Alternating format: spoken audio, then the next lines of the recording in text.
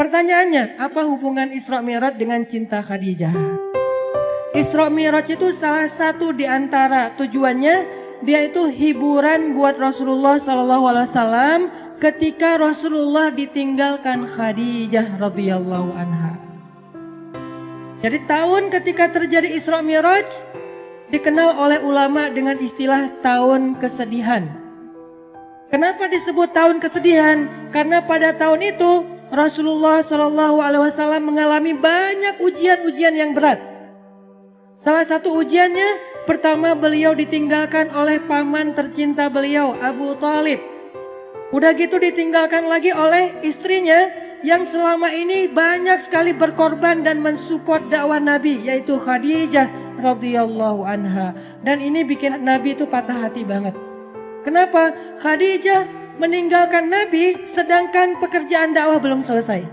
Dakwah di Mekah itu lagi sulit-sulitnya, tetapi Allah membawa pulang Khadijah kepada Allah Subhanahu wa taala, sehingga Nabi merasa benar-benar tahun itu tahun kehilangan.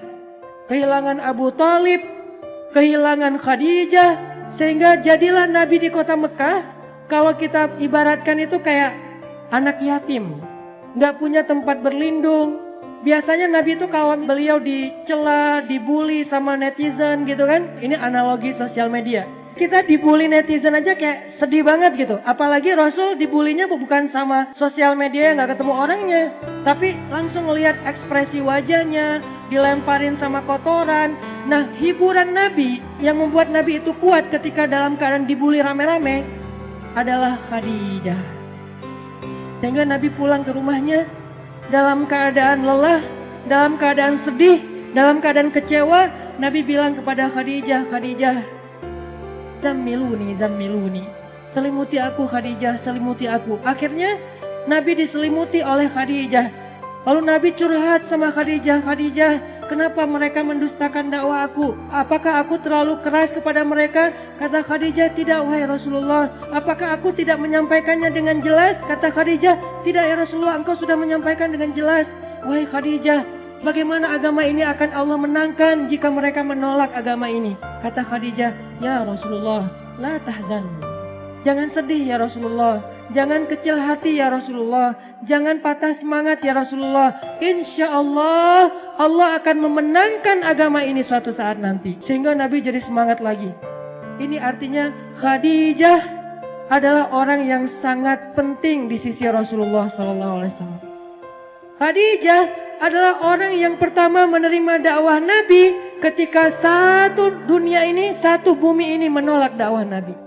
Khadijah orang yang pertama sholat di belakang Nabi ketika tidak ada yang mau sholat di belakang Nabi.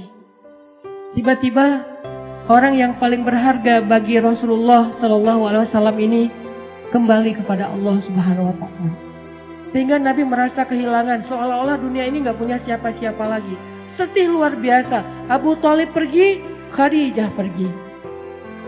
Di tahun yang sama, orang-orang kafir Quraisy merencanakan untuk membunuh Rasulullah SAW. Sehingga Rasul harus lari ke Taif. Baru lari ke Taif, berharap di Taif diterima sama keluarga besar ibunya beliau, Aminah. Ternyata di Taif kita tahu cerita yang luar biasa tragis. Nabi dikejar-kejar seharian, dilemparin batu, kemudian disorakin kayak maling.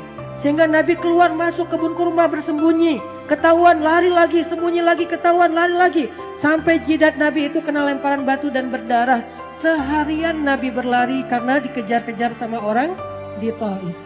Udahlah, perasaan beliau sedang dalam keadaan kehilangan, lagi patah hati banget kalau bahasa kita sekarang. Tiba-tiba dihujat rame-rame sama manusia.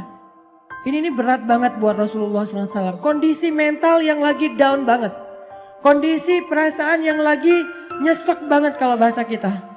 Udah ditinggalkan orang tercinta, kemudian tidak ada lagi yang melindungi beliau dakwah di Mekah. Sekarang beliau di Taif diusir, dipukulin, dilemparin, dikejar, diteriakin maling.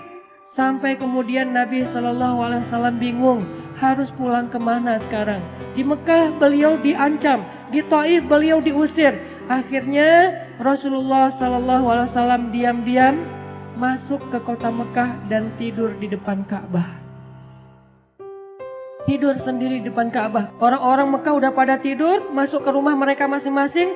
Nabi sembunyi-sembunyi masuk ke kota Mekah dan tidur di depan pintu Ka'bah. Karena udah gak tahu harus pulang kemana.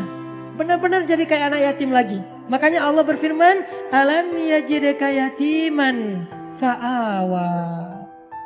2 kali Nabi ngerasain nelangsanya jadi anak yatim. Pertama nelangsa ditinggalkan ayah, ibu dan kakeknya. Kemudian nelangsa ditinggalkan paman dan istrinya.